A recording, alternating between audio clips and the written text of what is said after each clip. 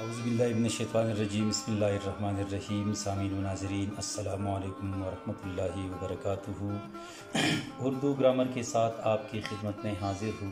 آپ سے گزارش ہے اس چینل کو سبسکرائب کریں اور آج کی ویڈیو کو آخر تک دیکھیں تاکہ آج کی عنوان کے حوالے سے تمام باتیں آپ کی سمجھ میں اچھی طرح آ جائیں۔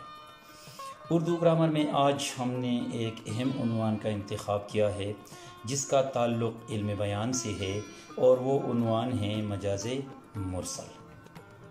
آئیے پہلے جانتے ہیں کہ مجاز مرسل علم بیان کی کون سی شاخ ہے اور اس کی تعریف کیا ہے۔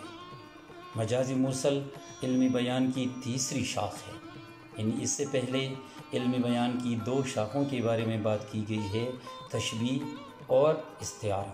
تو یہ تیسری شاخ ہے مجاز مرسل علم بیان کی۔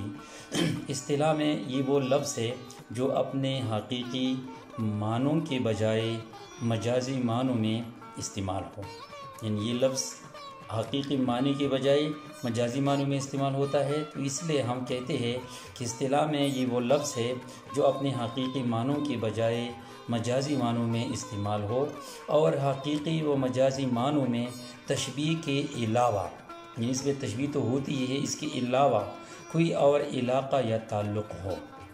مثلا الحمد پڑھنا سے مراد پوری سورہ فاتحہ ہے، یعنی اکثر ہم کہتے ہیں کہ الحمد شریف پڑھیے، اس کا مطلب یہ ہے کہ پوری سورہ فاتحہ پڑھنی چاہیے۔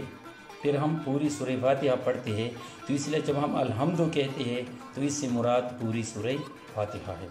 اسی طرح اکثر کہتے ہیں کہ بادل برسنا، تو بادل برسنا سے مراد کیا ہے؟ بارش ہونا، یعنی اکثر کہا جاتا ہے کہ بادل برس رہی ہے، تو اس کا مطلب یہ کہ بادل نہیں برستے، اصل میں تو بارش ہوتی ہے۔ تو اسی طرح بادل برسنا سے مراد کیا ہے؟ بارش ہونا ہے۔ اسی طرح ہم کہتے ہیں کہ دریا بہہ رہا ہے، تو دریا بہنا سے مراد کیا ہے؟ صرف پانی بہنا ہے، کیونکہ دریا اصل میں نہیں بہتا، بلکہ بہتا کیا ہے؟ یہ پانی بہتا ہے۔